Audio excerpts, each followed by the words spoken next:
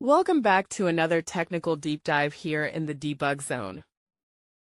Today we're tackling a big question and breaking it down with insights from other users.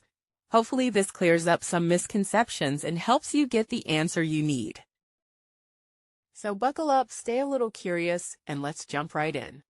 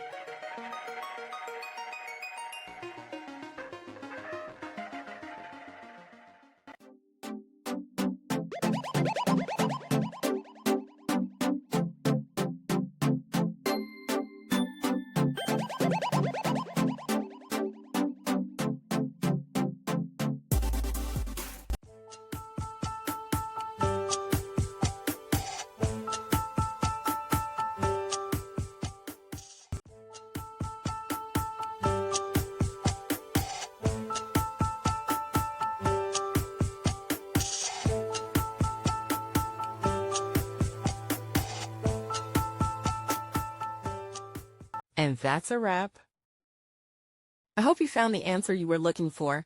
If you did, take a second to hit that subscribe button. It really helps out. And let me know in the comments which solution worked best for you. See you next time in the debug zone.